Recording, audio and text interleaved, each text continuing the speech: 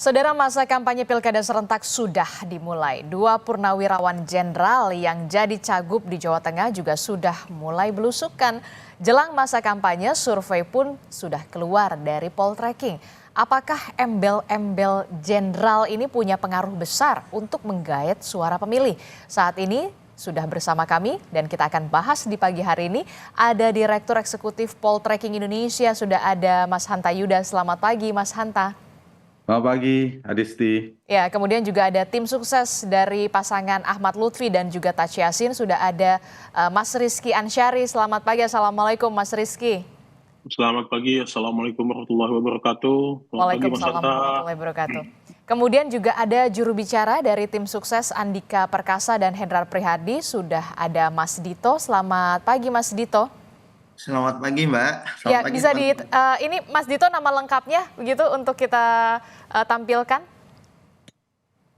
Sudah saya tulis Mbak. Oh oke, baik. Mas Dito, ini kita kan membahas ya, ada Poltreking, kemudian juga ada Mas Rizky juga. Poltreking baru saja merilis begitu ya beberapa hari yang lalu soal bagaimana tingkat elektabilitas dan segala macamnya lah, termasuk yang kemudian menjadi sorotan adalah soal perang bintang ini, Mas Hanta. Kita tahu pasangan dari Ahmad Lutfi dan juga Taci Yassin ini unggul 50% lebih begitu. Sementara di posisi keduanya ada Andika Perkasa dan juga Hendra Prihadi. Apa yang bisa dicermati termasuk juga soal yang belum menentukan pilihan dan juga swing voter ini yang masih tinggi juga, Mas Hanta? Ya, di sini memang ada beberapa faktor yang menyebabkan relatif cukup tingginya elektabilitas Ahmad Lutfi, Taci Yassin. Satu, dari sisi popularitas, karena kita tahu sosialisasi yang dilakukan Ahmad Lutfi itu jauh lebih awal dan masif dibandingkan Pak Andika yang menurut saya terbilang terlambat ya, karena baru diputuskan pas pendaftaran ya, baru muncul penantangnya dari PDI Perjuangan.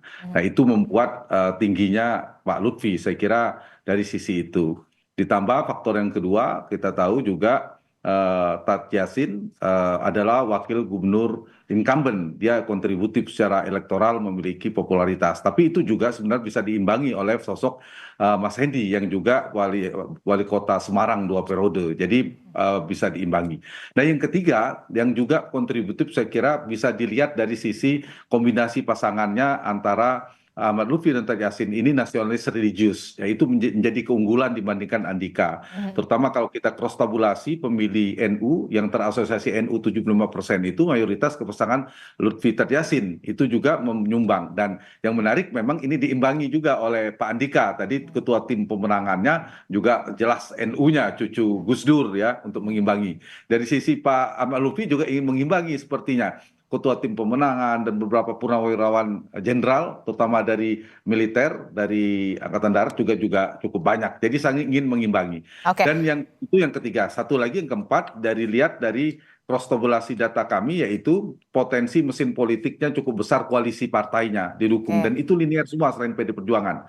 Jadi PDIP basis masanya lebih banyak ke Pak Andika, di luar PDIP semuanya Kim Plus itu sebagian besar ke Ahmad Lutfi Taci Yassin, termasuk pemilih Jokowi, tanda petik yang mengapresiasi kinerja Jokowi yang 80% lebih di Jawa Tengah, itu sebagian besar pemilihnya ke Ahmad Lutfi Taci Yassin, dan juga pemilih Prabowo di Pilpres yang lalu juga lebih banyak. Nah, faktor-faktor itulah yang menyebabkan kuatnya elektabilitas potensi di atas 50%. Tetapi jangan lupa, catatan saya sedikit lagi, peluang Andika juga tidak kecil. Karena satu, modal awalnya sudah cukup tinggi, yaitu di atas 30%. Dan yang kedua, masih ada waktu. Saya ingin jawab pertanyaan Adisti tadi soal undecided dan swing votersnya, masih 2 bulan ada waktu untuk bersosialisasi. Apalagi kita tahu yang ketiga, selain Ahmad Lutfi dan Taci Yassin punya personalitas yang oke, bagus, sama secara potensi Pak Andika dan Pak Hendi juga itu potensial ya, figur kita tahu kompetensi dan lain sebagainya bisa dijual tanda petik. Dan yang keempat, mesin politik PDIP kita harus katakan ini adalah kandang banteng, biasanya dia bergerak cukup kuat, efektif, beberapa kali memenangkan Pak Bibit, Pak Ganjar 2 periode, Pak Jokowi Jokowi dimenangkan 2 periode, hanya 2024 saja PDI Perjuangan kalah dalam kontestasi di Jawa Tengah. Jadi potensi penetrasi politik dilakukan Pak Andika dan Pak Hendy menurut saya ke basis-basis Pak Ahmad Lutfi dan Tad Yassin juga itu bisa berpotensi menjadi kompetitif. Dan terakhir satu lagi, datanya menunjukkan undecided-nya masih 16,4%, satu itu. Kedua, yang masih mungkin merubah pilihan Adisti cukup tinggi di Jawa Tengah. Dibandingkan Jawa Timur, kami sudah rilis surveinya, yaitu 48% pemilih masih mungkin merubah pilihan. Nah, karena itu ada potensi akan kompetitif dua pasangan ini. Yang kedua-duanya saya kira tim pemenangan. Oke, menarik sekali begitu ya. Undecided voternya 16,4%, kemudian swing votersnya bahkan 48%. Jadi ada kemungkinan ini masih berubah, masih mau memilih Pak Andika ataukah Pak Ahmad Lutfi begitu ya. Tadi juga sudah disebutkan oleh Mas Hanta faktor-faktor apa saja yang kemudian menyebabkan nama Ahmad Lutfi yang kita tahu sebelumnya menjabat sebagai Kapolda Jawa Tengah bersanding dengan Tad Yassin, formasinya bisa dikatakan nasionalis dan religius begitulah. Itulah yang kemudian juga bisa mendongkrak elektoral, termasuk juga dikatakan tadi sepertinya Pak Andika Perkasa ini agak terlambat begitu ya untuk bisa belusukan kanan kiri begitu. Nah, respon dari tim ses Mas Dito bagaimana ini supaya bisa mengejar ketertinggalan ini, Mas Dito? Ya, terima kasih. Selamat pagi Mbak Adisti. Selamat pagi Mas Hanta Yuda. Dan selamat Mas pagi Dito. tim sukses dari paslon nomor 2 ya, Pak Mas Ahmad Rizky. Lutfi dan Pak Tad Yassin. Jadi memang seperti yang sudah diberitahu dari survei dan juga tadi apa yang disampaikan oleh Mas Hanta Yuda, bahwa memang Pak Andika memang dicalonkannya tidak dari jauh-jauh hari, tapi memang mendadak memang. Jadi memang keputusan dari partai itu mendadak dikeluarkan dan akhirnya muncullah nama Pak Andika dan Mas Hendy. Jadi memang tadi yang sudah disampaikan ini merupakan PR bagi kami untuk mengejar ketertinggalan dan juga Pak Andika akan terus bersosialisasi ke tiap-tiap daerah di Jawa Tengah dan terus konsolidasi dengan baik itu dari internal partai maupun juga dengan para relawan. Dan beliau akan sebanyak mungkin menyapa masyarakat. Saya kira itu yang dilakukan oleh Pak Andika dan Mas Hendy dalam waktu dekat, Mbak. Jadi terus untuk terjun ke tiap daerah dan tetap menyapa masyarakat. Oke, itulah yang kemudian sampai saat ini juga diikuti, juga sedang dilakukan juga oleh Pak Ahmad Lutfi dan juga Tad Yassin untuk bisa leading begitu ya. Nah, yang kemudian menjadi sorotan adalah baru-baru ini nih, Mas Dito. Saya ke Mas Dito dulu ya, Bung Rizky ya. Ini soal yang viral di media sosial nih, Mas Dito. Pak Andika ingin salaman ke PJ Gubernur Jawa Tengah pada saat deklarasi kampanye damai dan juga kepada Kapolda Jawa Tengah pada saat itu. Tapi kemudian tidak berbalas. Ini apakah ada pembicaraan juga di antara tim sukses ini? Iya, iya Mbak Disti. Jadi ya beliau sempat bercerita memang beliau bermaksud untuk menyalami Pak PJ Gubernur Jawa Tengah dan juga Pak Kapolda Jawa Tengah. Namun mungkin pada waktu kondisi itu karena mungkin sedang lalu lalang, sepertinya beliau tidak melihat. Tapi Pak Andika sendiri tidak ada hard feeling. Jadi beliau welcome karena sebelum acara pun beliau juga berbicara dengan baik dengan Pak PJ Gubernur maupun dengan Pak Kapolda. Jadi ini cuma mispersepsi saja, tapi semuanya tidak ada masalah. Oke, jadi tidak ada masalah ya, nggak apa-apa ya, no hard feeling ya kalau No hard untuk feeling. Pak Andika. J. Oke, baik. Saya ke Mas Rizky. Mas Rizky, ini kan kalau kita lihat ya, nama Ahmad Lutfi dan juga Tad Yassin ini bisa dikatakan unggul lah ya sementara begitu ya, karena memang dari hasil poll tracking mengatakan ada 52,2% kalau tidak salah begitu ya. Posisi Ahmad Lutfi ini cukup bisa menguntungkan karena sebelumnya merupakan Kapolda Jawa Tengah begitu, incumbent juga.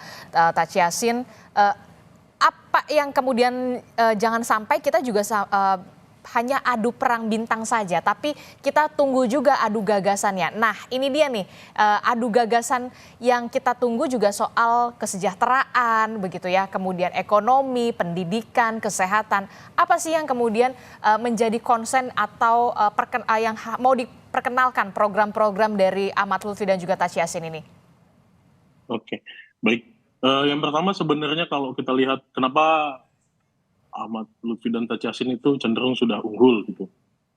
Ini lebih kepada Pak Lutfi kan sudah pernah mengabdi, sudah pernah berbuat, dan Pak Lutfi juga sudah banyak ternyata dikenal ketika kita kemarin sudah mulai banyak turun ke bawah, bukan kita lagi kampanye, tapi kita ketemu kayak saudaranya Pak Lutfi aja, kira-kira gitu. Hmm. Nah, terus bagaimana soal program ya, kita juga nggak akan jauh dari masalah Jawa Tengah. Kita akan konsentrasi sama kesenjangan sosial, kita akan konsentrasi sama kesehatan, dan juga masalah-masalah soal lapangan kerja. Dan nanti lebih jelasnya kita coba dijabarkan sama Pak Lutfinya langsung gitu. Oke, ada kebijakan apa yang kemudian dari soal kesejahteraan misalkan ya, kan kita tahu soal kesejahteraan ini Provinsi Jawa Tengah ini tingkatnya adalah tingkat kedua begitu, dengan provinsi termiskin di Jawa setelah daerah istimewa Yogyakarta. Nah, untuk meningkatkan kesejahteraan warga Jawa Tengah yang kita tahu juga tidak hanya soal di kota-kota besar, tapi juga di kota-kota lainnya begitu, yang juga kota-kota terpencil lainnya. Bagaimana untuk bisa meningkatkan kesejahteraan mereka? Yang pertama memang masalah yang paling banyak itu kan dari segi pertanian. Nah, kita akan coba banyak melakukan hal-hal positif di segmentasi petani, terus juga nelayan. Nah, kita akan punya nanti program-program unggulan yang konsentrasi di mereka, terus membangkitkan ya minimal cara mereka bertani, lalu selanjutnya soal pasarnya mereka. Nanti lebih lanjutnya kita akan bahas di segmen selanjutnya supaya program ini saya bahas secara sistematis, terus juga Pak Lutfi bisa menyampaikan dengan data yang hasil dari kita turun kemarin. Tapi sampai saat ini yang sudah belusukan kemana saja wilayahnya? Dari seluruh kabupaten kota hampir sekitar 1 atau 2 lagi lah yang belum sih. Sebenarnya sudah hampir semua merata, tapi yang saya bilang tadi, ini ternyata ketika turun di lapangan lebih kepada Pak Lutfi menemui teman-teman dan saudara-saudaranya ketika waktu dia menjabat sebelumnya. Karena kita nggak perlu lagi kampanye, tapi sudah punya teman, sudah punya keluarga, sudah punya orang yang sayang sama Pak Lutfi. Gitu. Oke, saya juga berharap ini tidak hanya sekedar perang bintang, tapi juga kita tentu saja warga Jawa Tengah kalau kita sedang menonton sampai saat ini, kita juga pastinya menunggu gagasan-gagasan apa yang bisa dibawa supaya Jawa Tengah ini menjadi lebih baik, terutama ke Mas Dito. Mas Dito, ini kan kita tahu ya, tingkat kesejahteraan di Jawa Tengah juga bisa dikatakan UMP, soal UMP, Mas Dito. UMP Provinsi Jawa Tengah kalau tidak salah itu ada di angka 2 juta.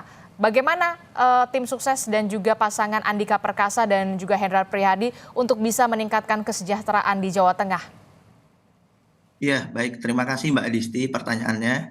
Jadi beliau sangat concern ya terhadap UMP masyarakat Jawa Tengah. Jadi pasangan Pak Andika dan Pak Hendi. Jadi Pak Andika banyak belajar terkait dengan membangun ekonomi Jawa Tengah. Dimulai dari daerah-daerah dan juga kota-kota, dan juga itu semua beliau nilai dimulai dengan pembangunan manusia. Jadi Pak Andika dan Pak Hendi akan lebih banyak untuk fokus terhadap investasi pembangunan manusia, karena modal utama dari pembangunan ekonomi adalah manusianya. Jadi beliau akan banyak fokus kepada pendidikan dan juga kesehatan. Karena kalau masyarakat Jawa Tengah yang sehat, maka baru bisa kita akan mengejar ketertinggalan ekonomi. Jadi masyarakat Jawa Tengah harus diberi kecerdasan, dalam artian mereka harus sekolah lanjut, baik itu sampai tingkat SMA atau perguruan tinggi, dan juga kesehatannya. Jadi kesehatannya itu mulai dari aksesabilitas, affordabilitas, dan juga keterjangkauan dari masyarakat Jawa Tengah. Itu yang akan beliau perhatikan. Beliau sangat menguasai data-data, terutama terkait dengan indeks pembangunan manusia Jawa Tengah dan juga terkait dengan data stunting di Jawa Tengah. Dan itu yang akan menjadi PR beliau dan akan menjadi concern beliau untuk memperbaiki kualitas sumber daya manusia di Jawa Tengah. Itu Mbak. Oke, itu tadi kita membahas soal masalah kesejahteraan begitu ya. Bagaimana kita tahu UMP di Jawa Tengah itu masih di angka 2 juta sekian begitu. Nah, saya ke Mas Hanta. Mas Hanta, ini kalau kita lihat ya, adu gagasan ini akankah bisa terlihat atau justru terlihat sorotannya justru malah perang bintang saja untuk di Jawa Tengah? Iya, dua-duanya berpotensi ya. Kalau berdasarkan data survei kami ya, Disti, misalnya pemilih rasional lebih tinggi 47,4%, pemilih psikologisnya 34,4%. Nah, perang bintang yang kita istilahkan itu perang kekuatan personalitas dan background organisasi dan seterusnya itu bisa jadi adalah pilihan preferensi pemilih pada karakter personal itu juga tinggi 32%. Yang preferensinya karena kinerja melihat pengalaman kandidat itu 23% dan melihat program juga 15,1%. Jadi poin saya itu mungkin akan terus bertarung, isu itu akan berjalan. Tapi menurut saya setuju kita harus dorong untuk pertarungannya ada pertarungan gagasan, program, termasuk kompetensi dan rekam jejak kinerja itu juga bagus. Oke.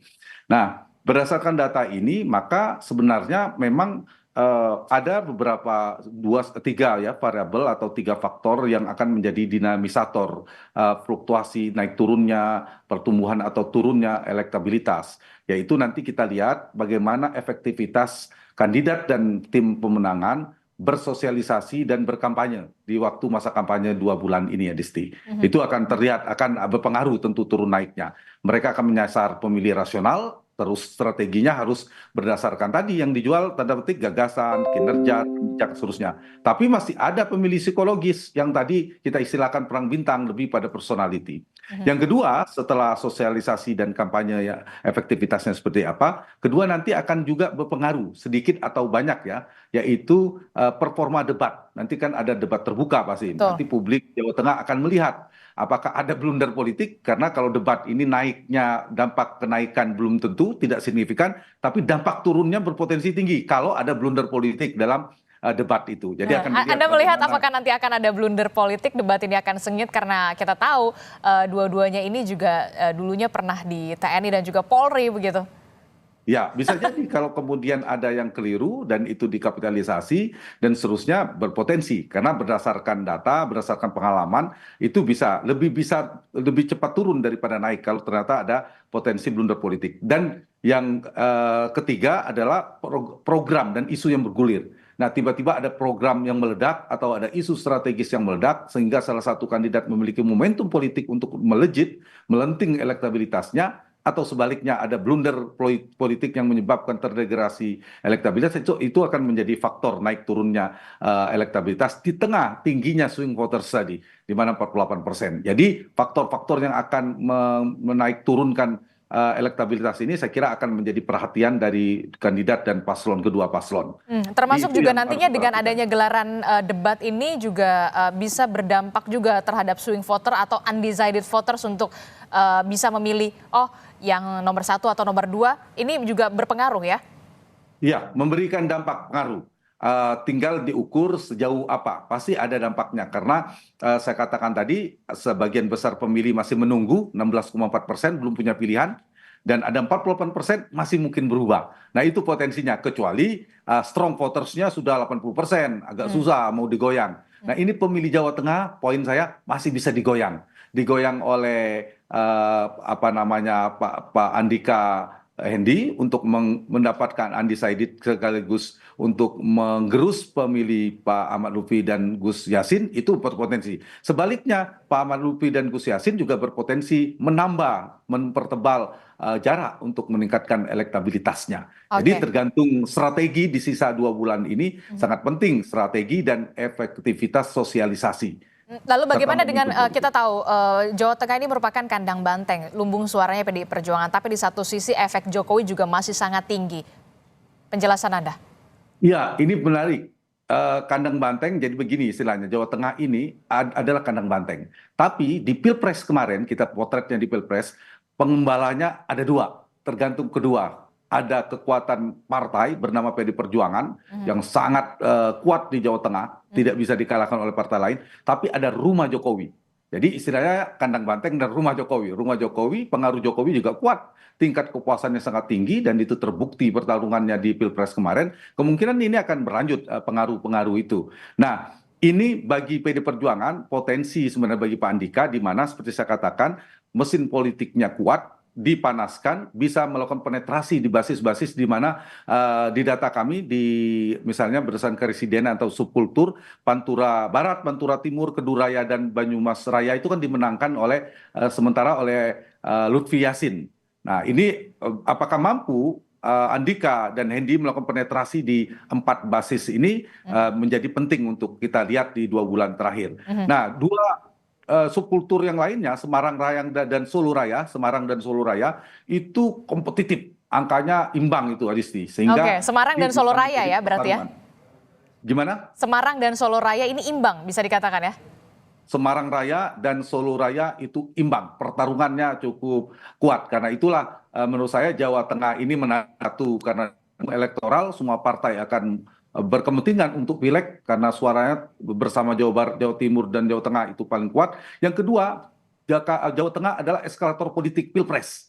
Dan Mas Ganjar kan capres berasal di sana. Jadi kalau misalnya Pak Andika unggul, itu berpotensi akan menjadi calon presiden terkuat juga, akan muncul di 2029 mendatang. Oke. Kemudian ini soal gengsi politik, saya ingin jawab pertanyaan ini soal pertarungan gengsi politik, soal PD Perjuangan yang sangat kuat di sana, kemudian ada pengaruh Jokowi di dalam koalisi Kim Plus itu dan seterusnya. Jadi menang kalah ini juga penting. Jadi tidak hanya perang bintang, tapi ini juga perang gengsi politik dalam konteks partai politik dan kekuatan politik di Jawa Tengah. Oke, menarik sekali, sangat kompetitif sekali, utamanya tidak hanya di Jakarta, tapi juga di Jawa Tengah dan juga Jawa Timur. Saya merasa tiga wilayah ini sangat bergengsi sekali dan kompetitif sekali di Pilkada 2024. Nah, untuk Mas Rizky dan juga Mas Dito, setelah jeda ini saya akan bertanya soal bagaimana soal bidang kesehatan. Karena kita tahu di Provinsi Jawa Tengah ini angka stunting ini masih cukup tinggi. Angkanya ada di 20,8%. Angka ini cukup jauh dari prevalensi stunting yang kemudian ditargetkan pemerintah pusat pada 2024 ini, yakni 14% saja. Tapi di Provinsi Jawa Tengah itu angkanya 20,8%. Bagaimana kemudian program-program dari Pak Andika dan juga Pak Ahmad Lutfi bisa menurunkan angka stunting ini? Jangan dijawab dulu, Mas Rizky, Mas Dito, kita akan jeda dulu. Usai jeda kami akan kembali.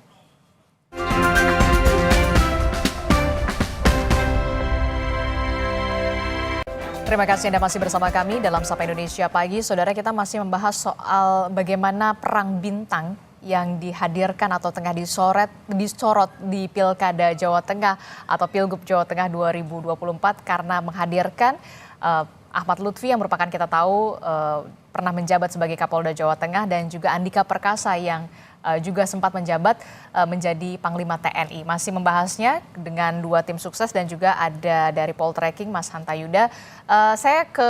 Untuk di segmen ini saya fokus dulu ya Mas Hanta ke Mas Rizky dan juga Mas Dito soal adu gagasan. Jadi tidak hanya perang bintang, tapi warga Jawa Tengah tentu saja menantikan apa solusi yang real untuk bisa memajukan Jawa Tengah. Kita tahu ada 3 permasalahan soal kesejahteraan, pendidikan, dan juga kesehatan. Itulah yang kemudian menjadi sorotan. Tadi di segmen pertama saya sudah menyinggung soal kesejahteraan yang kita tahu Jawa Tengah ini provinsi termiskin kedua setelah daerah istimewa Yogyakarta. Kalau tidak salah UMP-nya 2 juta.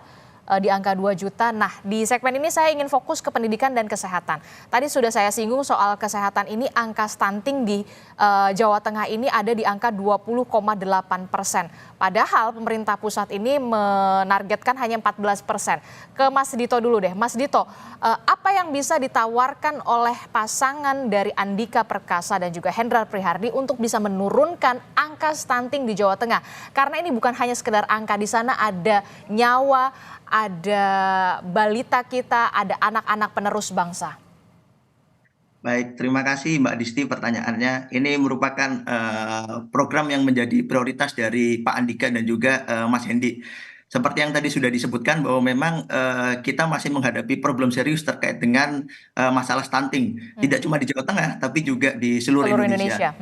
Nah, yang perlu kita pahami bahwa stunting ini itu merupakan yang harus dilihat adalah 1000 pertama hari kelahiran. Jadi 1000 pertama itu dimulai dari sejak bayi ada di dalam kandungan. Jadi ada 3 faktor yang menentukan dalam stunting itu, yaitu faktor prenatal atau ketika kelahiran, faktor kelahiran, dan juga ketika faktor postnatal atau pasca kelahiran. Nah, beberapa banyak faktor yang berperan, tidak hanya sebatas masalah gizi, tapi dimulai dari ibu hamil. Betul. Jadi ibu hamil itu harus dimulai dengan pemberian nutrisi yang seimbang. Jadi pemberian tablet tambah darah, pengukuran tekanan darah secara berkala, pengukuran janin secara berkala, itu dimulai dari ibunya. Karena hanya dengan ibu yang sehat akan menghasilkan bayi yang sehat. Jadi generasinya harus dimulai dari ibunya. Kemudian pada waktu selama hamil itu juga harus diberikan nutrisi seperti tablet tambah darah, asam folat. Di sini kita melihat bahwa peran dari puskesmas dan juga posyandu serta teman-teman bidan dan juga para dokter itu menjadi kunci bahwa mereka untuk membantu memonitor terkait dengan ibu-ibu yang hamil. Begitu juga dengan yang pasca kelahiran. Nah, pasca kelahiran ini kuncinya ada di nutrisi, Mbak. Jadi nutrisi yang seimbang. Dan nutrisi yang seimbang dalam 1.000 hari pertama, itu yang paling penting adalah protein hewani. Jadi yang menjadi prioritas dari Pak Andika dan Mas Hendy adalah kita mengejar di 3 faktor tadi. Baik itu faktor dari pre kehamilan, kemudian pada waktu kehamilan, dan pos kehamilan. Karena itu merupakan proses yang kontinu dan diutamakan untuk pemberian nutrisi secara berkala, terutama menyangkut dengan protein hewani. Itu yang menjadi prioritas dari Pak Andika dan Mas Hendy, Mbak. Program realnya akan seperti apa nanti untuk ada pemberian ibu hamil, ada vitamin di setiap puskesmas atau seperti apa nantinya konkretnya? Konkretnya begini, Mbak, sebenarnya kita semua itu sejak dulu sudah punya sistem yang ada ya. Jadi mulai dari puskesmas, posyandu dan bidan itu semua sudah ada. Di sini Oke. kita hanya tinggal mengoptimalkan dan memantau lebih berkala dan kita memastikan bahwa apa yang menjadi program kami itu sampai di lapangan itu terlaksana. Jadi kita hanya memanfaatkan apa yang sudah ada. Jadi kita tidak akan menambah karena pemberian vitamin, tablet tambah darah itu merupakan program pemerintah. Jadi hal yang baik itu akan kita lanjutkan dan akan kita pastikan. Namun mungkin terkait dengan pemberian nutrisi tambahan atau protein hewani, itu yang mungkin prioritasnya akan kita ubah. Kalau misalnya dulu ada pemberian biskuit, nah sekarang kita ubah bahwa ternyata protein hewani seperti ikan, lele, ayam, telur, itu ternyata lebih dibutuhkan. Jadi kita yang mengarahkan terkait dengan masyarakat ini, terutama ibu-ibu hamil ini, ataupun juga bayi-bayi ini, apa yang baik dikonsumsi oleh mereka sampai 1.000 hari pertama gitu. Oke, termasuk juga edukasi kepada ibu-ibu hamil yang ada di Jawa Tengah juga ya, bagaimana pentingnya nutrisi yang harus diasup, utamanya dari protein begitu, dari daging, kemudian juga dari ikan juga tadi Anda sebutkan begitu. Nah, kalau pasangan Ahmad Lutfi bagaimana untuk menurunkan angka stunting ini? Kemarin setelah kita banyak turun, kita banyak ngopeni ibu-ibu curhat. Artinya kita coba klaster masalah-masalah kesehatan ini di setiap wilayah kan beda-beda ya. Ada yang masalahnya memang dari segi manusianya yang tidak terdidik secara tidak mampu membeli vitamin, tidak mampu makan makanan sehat, tapi juga ada yang masalahnya soal rumah sakitnya, tenaga kesehatannya. Nah, itu coba kita klaster-klaster supaya efektif programnya. Makanya kita akan coba program kesehatan merata. Lalu kita yang pasti akan mendukung program pusat soal makan siang gratis, yang itu juga nanti penetrasinya ke arah kepada gizi yang lebih baik untuk ibu dan anaknya. Oke, program realnya? Ini boleh saya buka sekarang atau nanti? Sebenarnya ada beberapa program kesehatan yang pasti nanti kita konsentrasi sama gizinya si ibu, lalu ke tenaga kesehatannya dan fasilitas kesehatannya untuk lebih spesifiknya nanti biar Bapak yang lebih paham. Oke, spesifiknya nanti tidak mau dibocorkan lah ya, nunggu debat lah ya, biar lebih seru, lebih sengit begitu ya kalau menurut Mas Rizky. Nah, tapi Betul, juga yang kemudian menjadi sorotannya itu tadi 3 sebenarnya fokusnya adalah soal kesejahteraan, pendidikan dan juga kesehatan. Pendidikan, kesehatan. Kalau pendidikan itu kan kalau di Jakarta tuh udah jelas gitu ya, ada KJP, Kartu Jakarta Pintar. Nah, kalau di Jawa Tengah itu seperti apa program yang ingin ditawarkan oleh masing-masing paslon ini dari Pak Andika ataupun Pak Lutfi ini, Bung Rizky? Pendidikan ini kita juga jadi concern, apalagi kita nanti coba mau konsentrasi soal santri. Santri ini juga penting kita kaji, lalu kita distribusikan jumlah mereka besar, lalu mereka juga layak untuk sekolah lebih tinggi lagi. Nah, yang kedua kita sedang mendata kekurangan fasilitas sekolah, lalu pemerataan buku dan seragam yang coba kita data dulu, nanti kita keluarkan pas debat. Oke, kalau Bung Dito bagaimana pasangan Anda, Andika Perkasa dan juga Hendra Priyadi? Kita tahu kan kalau Pak Hendra Priyadi juga seharusnya lebih bisa apa ya, bisa lebih tahu lah, lebih bisa belusukan lah masalah-masalahnya, mengidentifikasi masalah soal pendidikan ini harus bagaimana. Kalau Jakarta kan udah punya KJP. Ya, Mbak Disti. Jadi alhamdulillah ya. Jadi Pak Andika berpasangan dengan Mas Hendi, yang mana Mas Hendi adalah seorang birokrat yang sudah berpengalaman 2 periode memimpin Kota Semarang. Kita tahu bahwa Kota Semarang sekarang menjadi kota yang maju, baik warganya maju juga infrastrukturnya maju. Sehingga terkait dengan pendidikan itu tadi sudah seperti yang kami sampaikan di awal bahwa pendidikan dan kesehatan adalah fokus prioritas utama dari Pak Andika dan Mas Hendi. Bagi beliau-beliau pendidikan itu adalah nomor satu dan juga kesehatan, dan merupakan wajib belajar itu kalau bisa kita capai sampai dengan perguruan tinggi. Jadi itu yang menjadi harapan beliau. Terkait dengan program konkretnya nanti mungkin Pak Andika dan Pak Hendi nanti disampaikan buat jadi kejutan nanti, Mbak. Oke, jadi dua-duanya nggak mau nge-spill sedikit begitu, takut dicontek atau gimana, saya juga nggak tahu nih Bung Hanta ya. Tapi yang pasti saya berharap begitu ya, warga Jawa Tengah juga berharap begitu punya pemimpin yang punya gagasan baru dan juga inovasi baru, terutama untuk bisa memajukan Jawa Tengah. Nah, Bung Hanta, ini kan ada sedikit perbedaan ya. Memang setiap daerah itu punya perbedaan masing-masing. Kalau kita Jakarta, kita bisa bicara soal rasional, realistis. Nah, kalau di Jawa Tengah sendiri tadi kan Anda sudah menyinggung ada juga kelompok rasional, psikologis. Nah, kalau dari pengamatan Anda gitu, Mas Hanta, butuh nggak sih sebenarnya warga Jawa Tengah ini adanya kebijakan populis dan gagasan-gagasan yang baru, yang fresh gitu ya, untuk benar-benar bisa ada solusi di sana?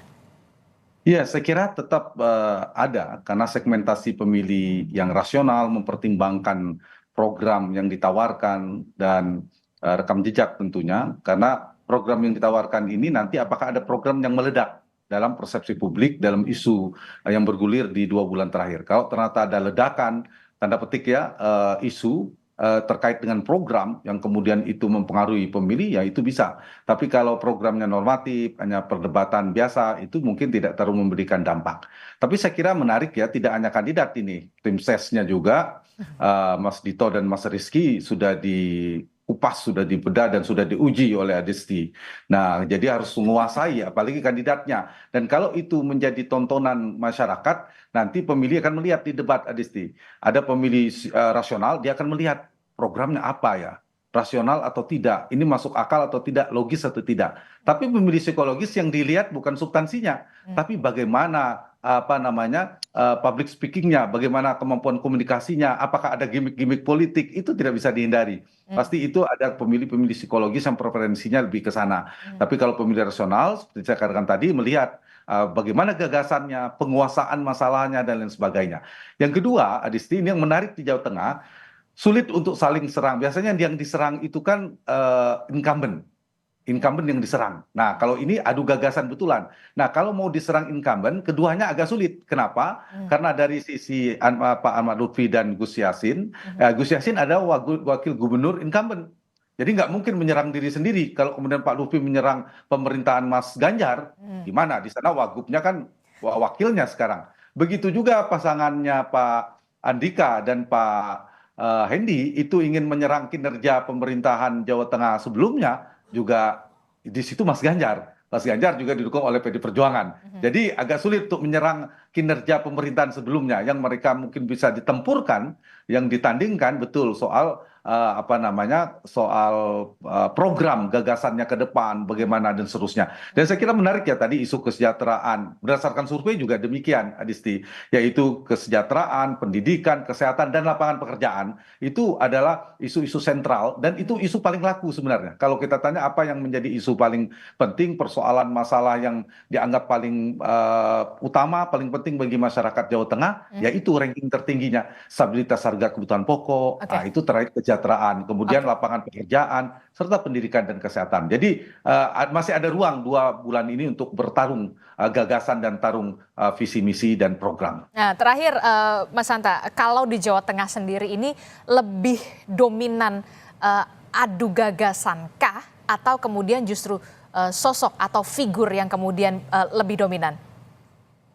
Saya ingin jawab, kalau ingin konteks demokrasi yang kita dorong, adalah yang pertama, Gagasan. yaitu gagasan, program. Tapi realitasnya berdasarkan data juga itu faktor yang kedua sepertinya jauh lebih determinan. Faktor-faktor figur, kalau ada gimmick politik, ada pendekatan figuritas karena dipilih itu karena faktor merakyat, sering turun ke masyarakat.